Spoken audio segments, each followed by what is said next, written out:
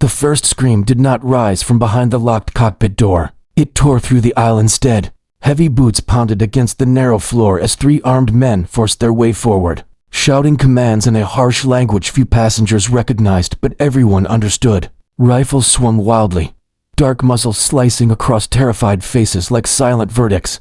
A drink cart tipped and slammed against the seats. Glass shattered. A woman sobbed openly. Someone whispered a prayer that trembled more than their hands. Moments ago, the aircraft had felt calm, controlled. Now it felt like the air itself had been stolen, like there was no room left to breathe. Viktor Kovac halted at the center of the cabin and seized the nearest flight attendant by the arm. Mara Ellison did not struggle. He shoved her down between the rows, forcing her shoulder toward the floor until her knees struck the carpet. His voice remained steady, almost casual, as he explained this was the cost of forgetting one's place. A lesson, delivered publicly. Passengers froze, eyes wide. Some turned their heads, pretending not to see. They were ashamed and relieved. Relieved it wasn't them. Mara kept her gaze lowered. Her hands rested loosely on her thighs. She appeared small, unremarkable, already broken by fear.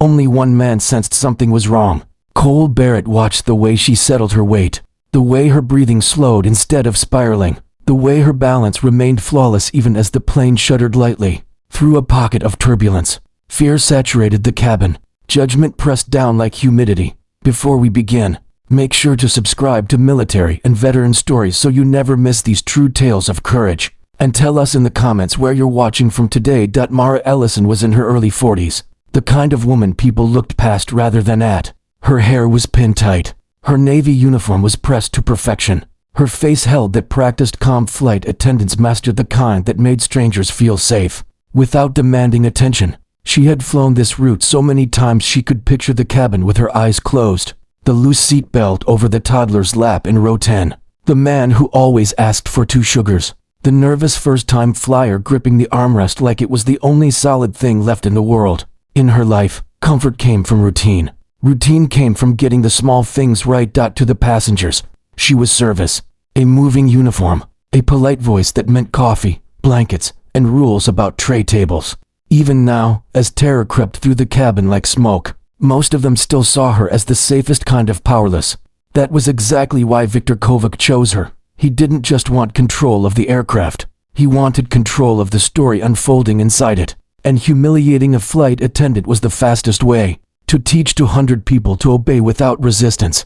Mara remained on her knees until he released her. When he finally moved on, she stood slowly, as if every ounce of strength had drained from her body. She began walking down the aisle with her head lowered, collecting spilled cups and straightening what she could. It gave her hands a task. It gave her a reason to move. More importantly, it gave her angles, distances, faces and time. Senator Paul Whitmore sat near the front in a wide seat, his shoulders rigid with outrage he couldn't act on. He looked at Mara the way powerful men sometimes looked at staff when things went wrong, as if she were part of the problem. As if she were responsible for fixing it simply because she wore a uniform. When she paused beside his row to comfort a trembling woman, Whitmore leaned in and spoke just loud enough for her to hear. He told her she needed to do something useful, that the crew had a responsibility, that someone should talk to the men and resolve this. The words sounded brave. They were coded in contempt. Mara didn't argue. She didn't flinch. She gave him a small nod, the same one she'd used on angry travelers and exhausted parents for years, and moved on. Behind her, Linda Moore watched carefully. Linda was the senior attendant, mid-50s, sharp eyes, the kind of woman who could read a cabin like a weather system. Years of training new hires had taught her that panic always left traces, even in people trying to hide it. Mara was leaving none. The hijackers paced the aisle, confiscating phones, checking overhead bins, barking orders that reduced grown men to silence. The cabin lights felt too bright, reflecting off damp foreheads and tear-filled eyes. The steady hum of the engines sounded louder now, as if the plane itself were listening. Mara moved through it all with deliberate steps. Her shoulders stayed level. Her breathing stayed controlled. Her hands remained visible and empty. But her eyes didn't drift the way frightened eyes usually did. They tracked. Cole Barrett hadn't wanted an aisle seat, but it was the last one available. Now it gave him a clear view of everything that mattered. His body slipped into an old pattern of awareness. 18 years in the Air Force didn't fade politely. It lived on in habits that never died, watching hands, measuring distance, listening for shifts in tone. He saw how Mara observed Victor without staring, how she counted the men without moving her lips, how her gaze flicked to the cockpit door, then the emergency phone, then the nearest bulkhead mapping the space in her mind. Others stared at the weapons. Mara watched the timing. When the aircraft jolted through rough air, passengers gasped. A woman clutched her husband's wrist. A child whimpered. Mara adjusted her footing before the turbulence fully hit. It was subtle, a shift of balance that required no support. Cole had seen that reflex before on flight lines, in high winds, among pilots stepping down ladders without breaking stride. Linda saw it too. Their eyes met for half a second. What Linda saw there wasn't fear. It was calculation. Mara knelt beside an older man struggling to breathe quietly, his chest rising shallow and fast. Her voice softened as she guided him through slow breaths, fingers finding his pulse with precise confidence. She read it like an instrument, then scanned the cabin again before anyone could thank her. It wasn't coldness, it was discipline. Cole felt something tighten in his gut, a familiarity he couldn't name. People whispered prayers. Others clung to each other, crying softly. Mara moved as if fear were a condition to manage, not a crisis to collapse under. She didn't look heroic. She looked forgettable. As she reached the galley curtain, Victor's eyes followed her a moment too long. He didn't smile. He didn't have to. Mara returned with water bottles, passing them down the aisle with steady hands. Each stop gave her something new. Victor favoring his right side, one man constantly adjusting his grip, another scanning exits like a technician memorizing machinery. Then something flickered so fast it almost didn't exist. Her eyes lifted briefly toward the overhead speaker, not in fear, but in the way someone listened for a radio channel. Her jaw tightened once, as if responding to a voice only she could hear. Cole's throat went dry. He knew that look. He'd seen it in pilots receiving orders mid-flight. Silent readiness. Checklists completing inside the mind. Linda stepped closer in the galley, voice low. Asked if Mara was okay. Mara nodded, calm. She told Linda to keep passengers settled, and the aisle clear, spoken like routine safety protocol. Not a cabin under siege. Linda almost asked why Mara sounded so sure. Then Victor turned his head slightly, listening. Mara lowered her gaze again, shrinking back into expectation. She became background. The tired flight attendant. The woman meant to be overlooked, but Cole saw the truth. She wasn't waiting for courage, she was waiting for timing. The takeover became complete when the cockpit door stayed silent and the captain's voice never returned. The plane continued forward, indifferent, while the cabin transformed into a controlled cage. The hijackers no longer needed constant shouting. Fear had taken over that job. Victor Kovac walked the aisle like he owned the sky. Tomas Vargas followed, memorizing faces and hands. Eli Novak moved like contained violence, snapping at cries, kicking bags just to remind everyone how powerless they were. A rhythm settled, in quiet, then a sharp command, stillness, then a calm threat that promised action. Hope vanished first. Phones came next. Vargas moved with a plastic bag. Ordering devices surrendered. Hesitation earned Novak's weapon, angled close enough for meaning to sink in. Screens vanished one by one, taking with them the illusion that anyone outside the cabin could still see what was happening.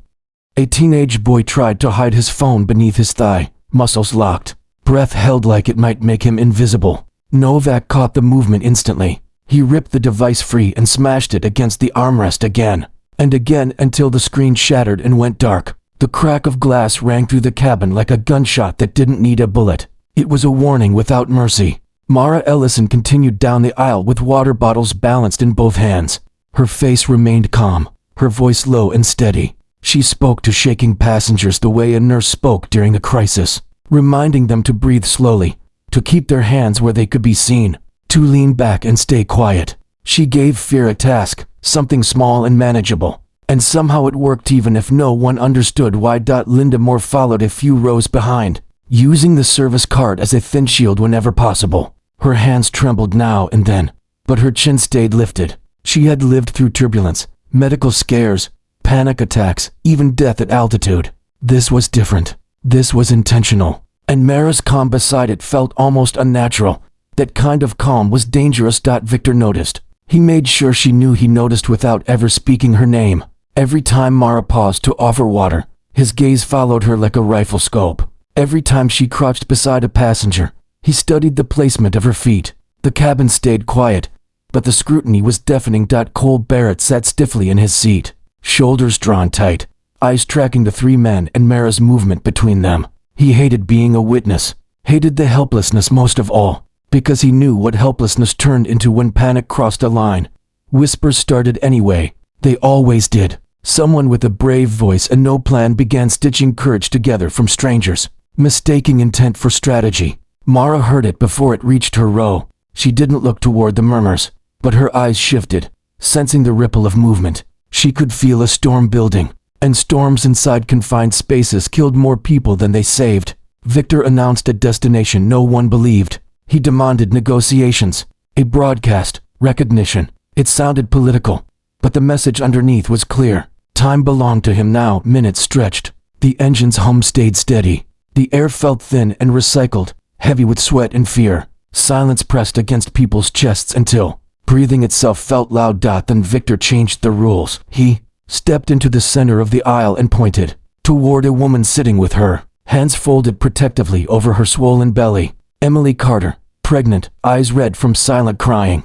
A small boy sat beside her, face buried in her sleeve, trying to disappear. Owen Carter didn't understand hijackers. He understood only that his mother was afraid, and he wanted to fix it by being small. Victor told Novak to bring her. Emily shook her head immediately, pleading without words. Her husband wasn't on this flight. She had no shield except strangers barely holding themselves together. Novak yanked her up by the arm, hard enough to make her stumble. Owen cried out and clung to her hand. Novak shoved the boy back into the seat with careless force, his head striking the headrest. The cabin reacted as one body, a sharp inhale. Shared pain. Mara moved before anyone else. She stepped into the aisle, palms open, voice soft, almost apologetic. She told Novak to take her instead. She said the woman was pregnant, the boy terrified, and promised she would cooperate fully if he let them stay seated. Novak laughed, called her brave like it was an insult, tightened his grip on Emily just to prove he could.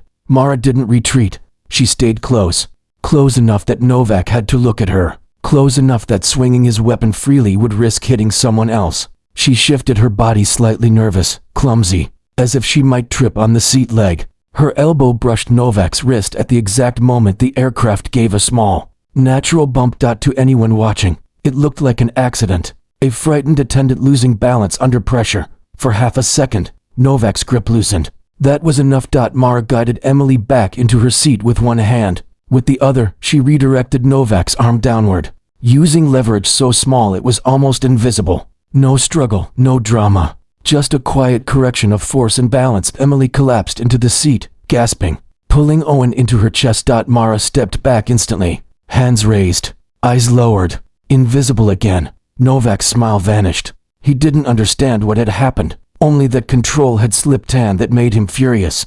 Victor understood. His gaze sharpened as he approached, slow and deliberate. He looked at Mara the way a predator looked at prey that had just surprised it. His voice stayed low, but every passenger heard him. He told her that if she tried that again, he would hurt the pregnant woman first, not as a threat. As a rule. Mara nodded once, submissive on the surface. Inside, something locked into place. Not fear, not anger, but cold clarity. The cabin was balanced on a blade now. Cole's stomach turned. He had seen trained movement before. He had seen control like that. And he knew Victor had seen it too. Would you have stayed quiet, watching a pregnant woman dragged into the aisle? Or would you have stood up, knowing exactly what it might cost? The cabin tried to return to stillness, but it couldn't. Emily's shaking made fear contagious. Owen's whimpering made it worse. Nothing cut through the human heart like a child in pain. Whispers grew again, urgent, desperate. A man in a gray hoodie near the back began talking under his breath, gesturing toward the nearest hijacker, the galley curtain. The way Novak kept wandering too far from Victor. It was courage without training, hope without math. Mara noticed him. One glance took in his hands, his posture, the way his eyes measured distance. She saw the story forming in his head. Rush them, grab the gun, be the hero. Her throat tightened. She knew how that story usually ended. A cabin wasn't a battlefield. The space was too tight, the angles unforgiving, and the enemy had already decided how far they were willing to go. The man stood anyway. Two others rose with him. Sudden motion. A burst of hope that made the cabin lean forward as one. For a heartbeat. Just one raw heartbeat. It looked like numbers might matter. Someone whispered, Do it, like a prayer. Then Victor lifted his weapon and fired into the ceiling. One sharp crack. Deafening, final screams exploded. People ducked. Owen buried his face into Emily's chest. The men froze mid-rush, suddenly remembering they were flesh, not legends. Novak slammed one attacker into a seat, driving his forearm into the man's throat. Varga moved with brutal efficiency, twisting an arm behind a back, pinning someone down like muscle memory. Victor spoke over the chaos, voice calm and terrifying. He said this was their only warning. The next attempt would end with someone dying in front of their family. He didn't raise his voice. Fear did the work. Mara stood motionless in the aisle, hands visible, eyes down. She looked as helpless as everyone else, but her mind was racing. She measured Victor's reaction time, studied Varga's positioning, noted Novak's aggression, the reckless edges of it. She was mapping the problem the way pilots mapped weather. Would you have rushed forward with them? Or would you have waited, knowing waiting might save more lives than courage ever could? The cabin quieted again, but it was different now. Not hopeful. This was the quiet of surrender, learned helplessness. Heavy in the lungs. A man sobbed openly. A woman prayed until her lips went numb. Senator Whitmore sat pale and silent, his earlier contempt reduced to something fragile and human. Mara moved toward the back, collecting fallen bottles, offering calm where she could without drawing attention. She knelt beside the man Novak had hurt, handing him a tissue, murmuring quiet reassurance. In a cabin stripped of dignity, she gave what little she could back.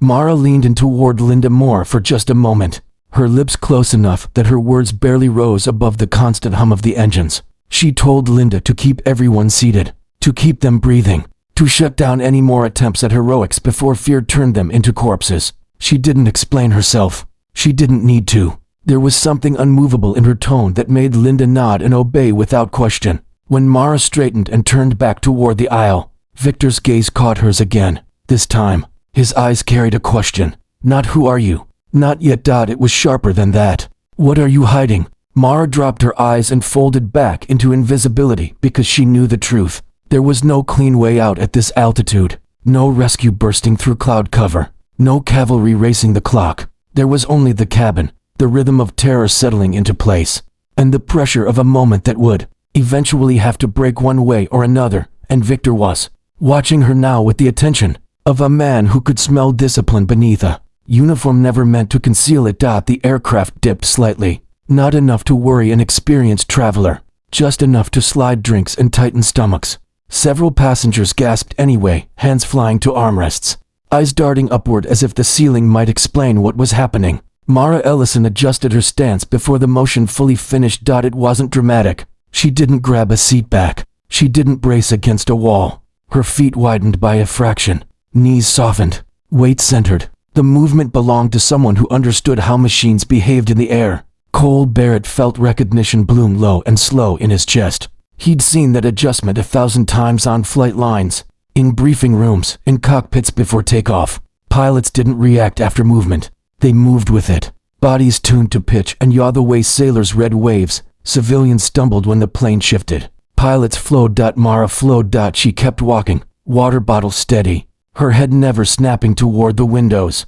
Instead, her eyes flicked briefly to the overhead panel, not seeking comfort, but listening, like the aircraft itself was speaking. Another correction rippled through the fuselage, sharper this time. Overhead bins rattled. Someone cursed under their breath.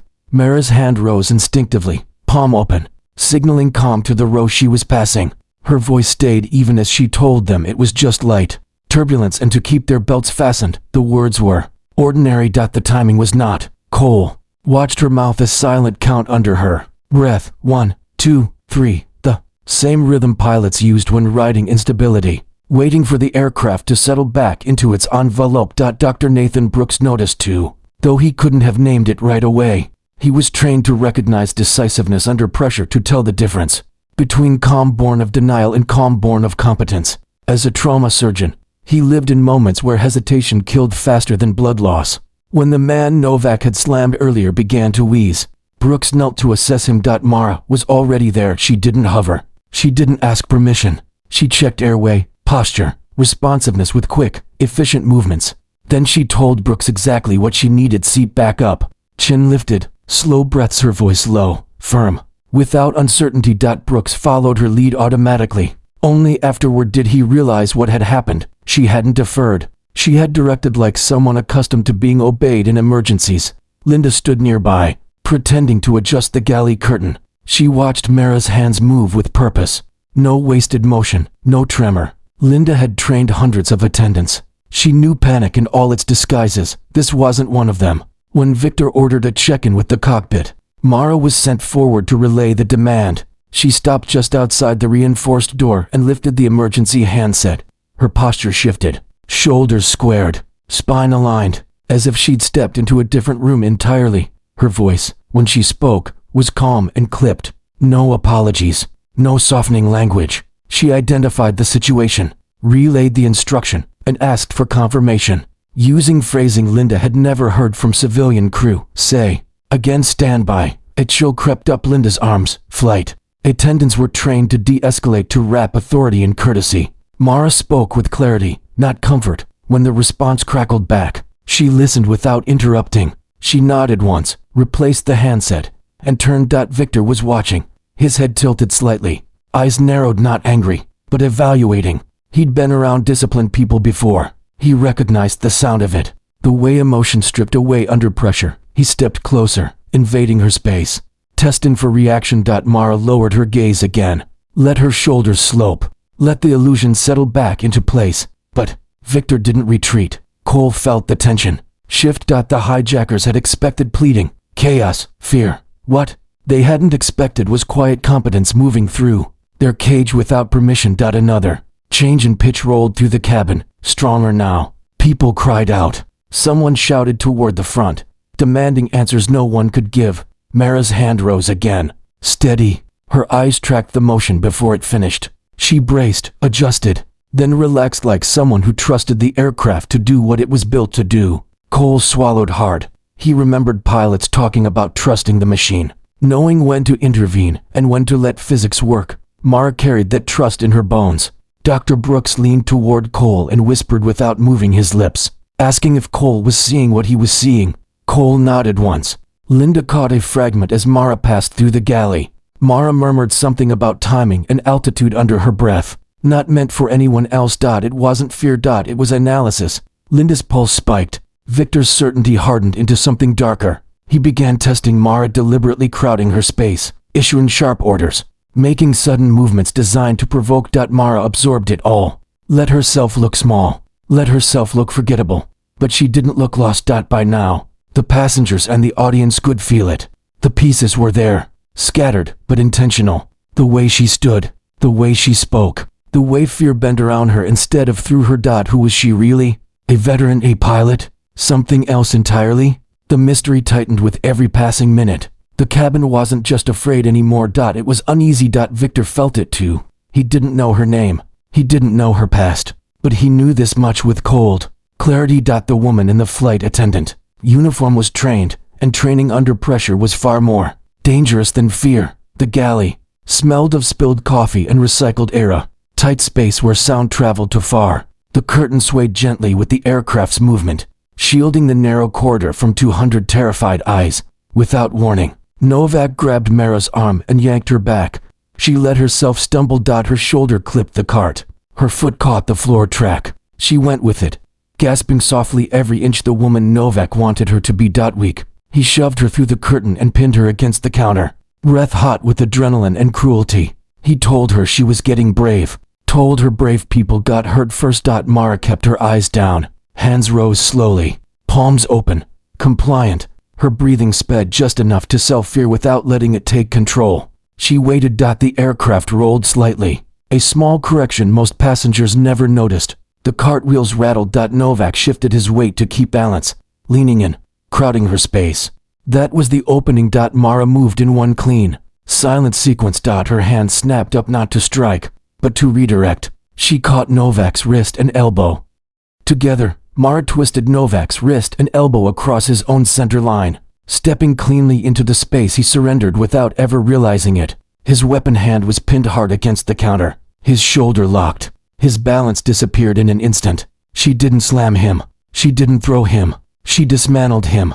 Novak let out a sound, surprise trying to become anger, but it never completed the transition. Mara drove her forearm into the nerve cluster beneath his jaw with precise, controlled pressure. Just enough. No wasted force. The lights went out without a shout. He sagged. Mara eased him to the floor, guiding his head so it didn't strike metal. His body went limp, breath shallow but steady, alive, neutralized. She didn't look at him again. She was already moving for the galley door when Tomas Varga stepped through the curtain, weapon raised. He took a Novak on the floor and understood everything in a single heartbeat. Varga didn't yell. He didn't rush. He adapted. Mara saw it immediately, the shift from intimidation to engagement. This one was disciplined, careful, dangerous in a quieter way. She raised her hands and backed up, letting him believe he still owned the moment. Her eyes flicked once, mapping the narrow space. The cart blocking one angle, the wall sealing another. Distance. Timing. Varga advanced, muzzle steady, finger resting light on the trigger. Not panicked, ready. Mara waited until he stepped fully inside.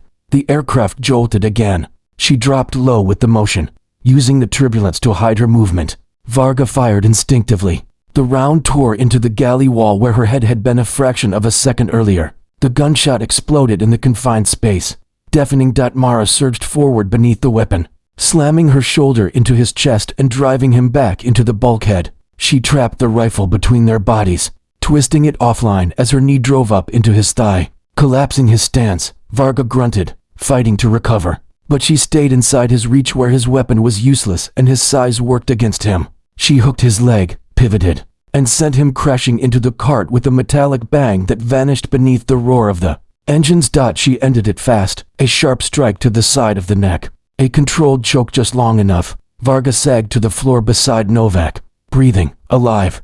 Done. Mara stood still for half a second, listening. Footsteps. Viktor Kovac pushed through the curtain, firearm already raised. He took in the scene without shock. 2 men down, the flight attendant standing alone.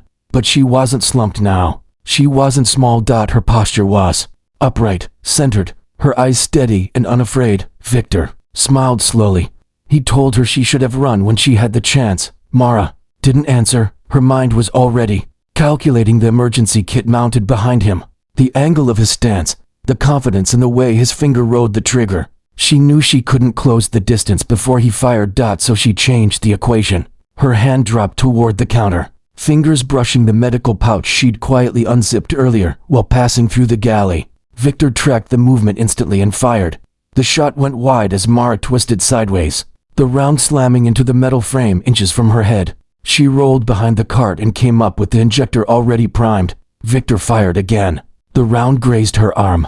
Pain flared sharp and hot. Mara didn't slow. She drove forward through smoke and noise, crashing into him with everything she had. The injector plunged into his thigh. Fast-acting sedative. Measured dose. Viktor snarled and struck her across the face with the butt of his weapon. Stars burst across her vision, but she stayed upright, staying inside his reach, counting silently. 1. 2. Viktor staggered. His movements slowed. Strength drained from him in real time. He tried to lift the gun again. His arm wouldn't obey. 3. He dropped to one knee, confusion flashing as his body betrayed him. Mara caught him as he fell, lowering him to the floor with the same care she had shown Novak. She kicked the weapon away and stepped back, chest heaving, blood trickling from the cut along her arm.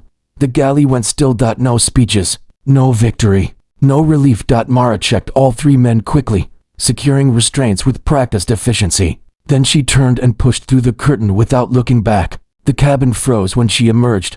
Passengers stared as if she had stepped out of a different story than the one they were trapped in. Smoke lingered faintly. The hum of the engines filled the space where the hijackers' voices had been. Mara didn't meet their eyes. She moved straight toward the front of the aircraft, stride purposeful now, no longer hiding the way she carried herself. Linda Moore caught a glimpse of her face as she passed and felt something settle into place.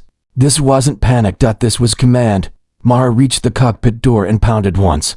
Sharp and deliberate, she identified herself, voice clear and controlled, cutting through the chaos without effort. When the door opened, she stepped inside without hesitation. Neutralizing the threat had never been the end. Flying the plane home was. The cockpit smelled of sweat, metal, and fear. First Officer Daniel Price was strapped into his seat, wrists bound tight. His eyes snapped up when the door opened. He looked past Mara, first expecting a hijacker, then froze when he realized It was the flight attendant standing there alone. Mara crossed the cockpit in 3 quick steps and cut his restraints. With a blade already in her hand, Price sucked in a breath like he'd been holding it for hours. Captain Robert Hayes lay slumped forward, unconscious but breathing. Blood darkened his temple. Alarms blinked softly across the panel and attended, but stable. Mara checked the captain with one efficient motion, pulse present. Then she turned to Price. "Get me clearance," she said.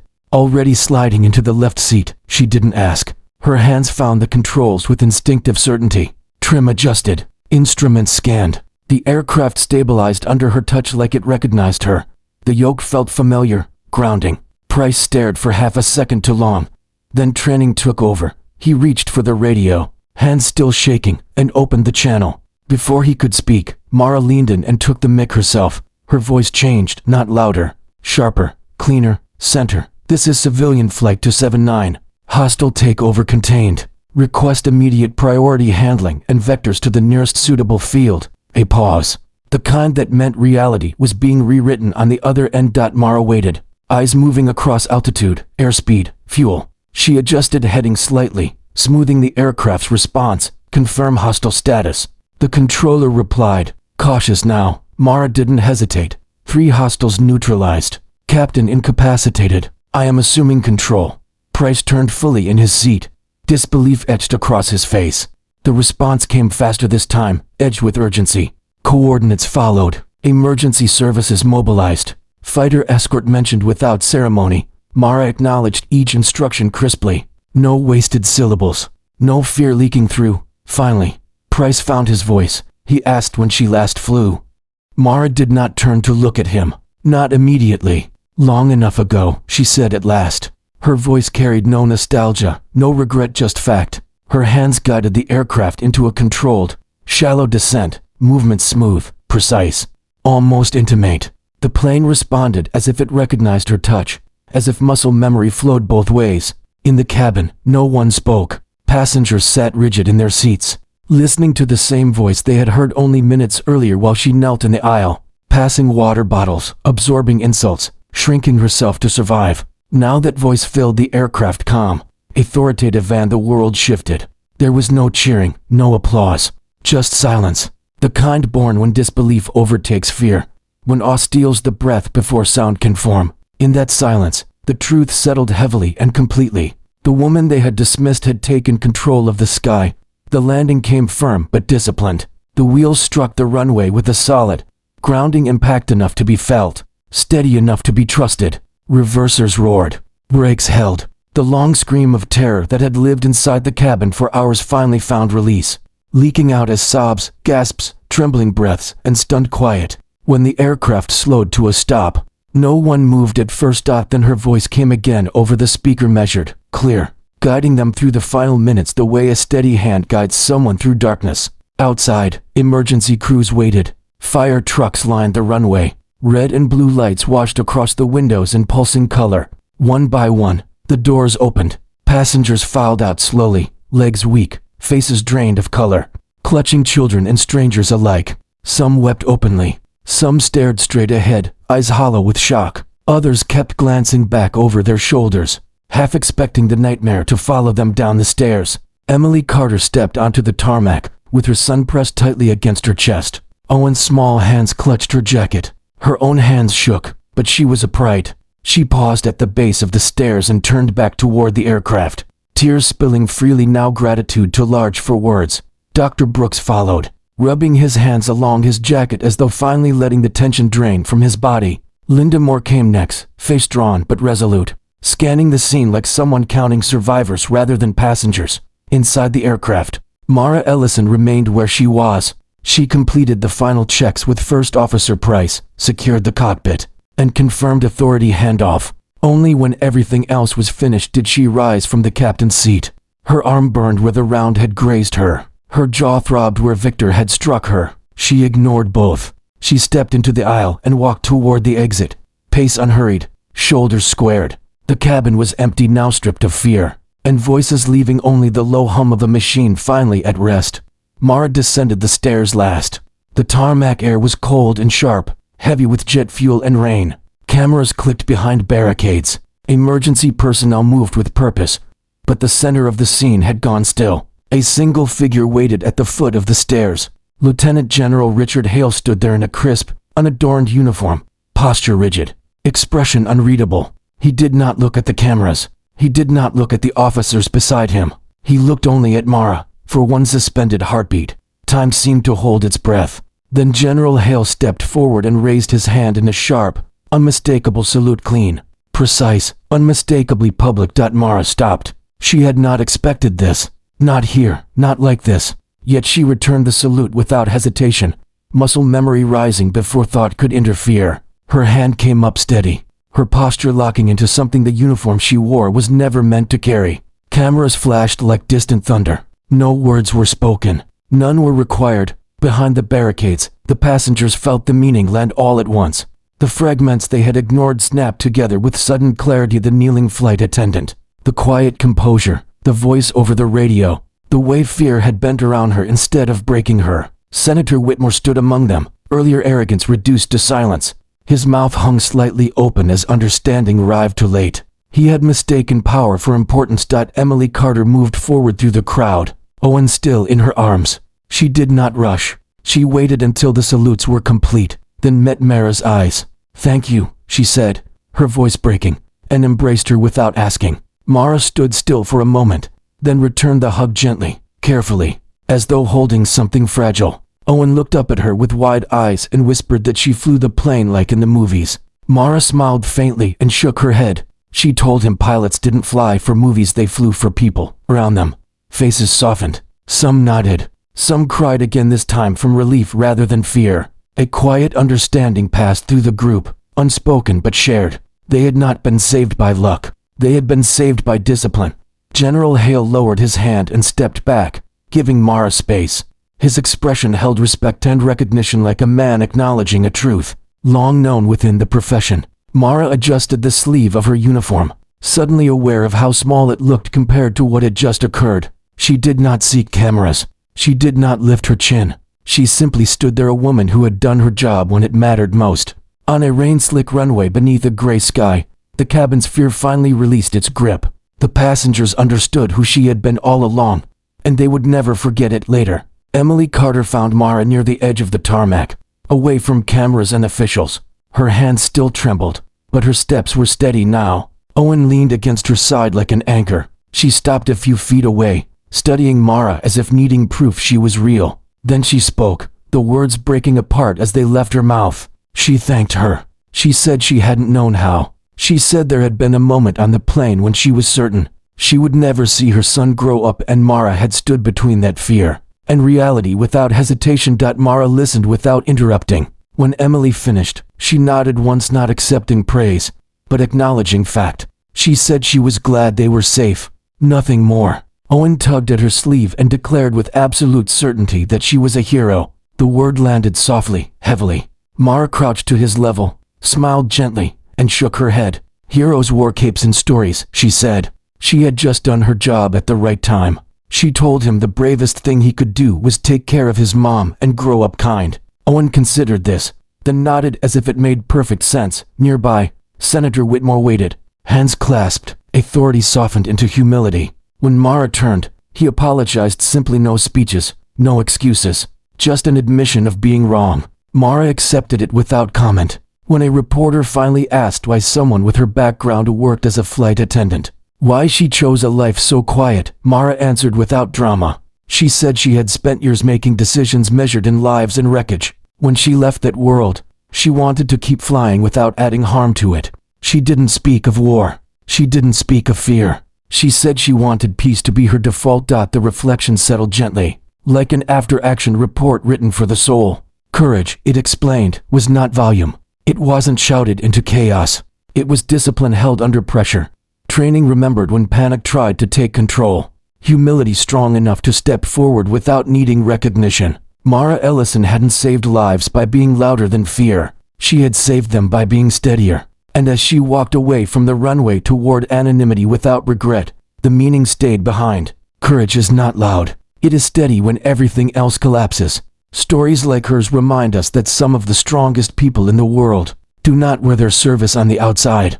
They stand in grocery lines, work ordinary jobs, and move unnoticed through our lives, carrying years of discipline and sacrifice quietly on their shoulders. Many veterans never speak of what they did or what they lost. They choose calm lives not because they lack courage, but because they have already given so much of it. When crisis arrives, that quiet strength rises steady, unshaken, doing exactly what it was trained to do.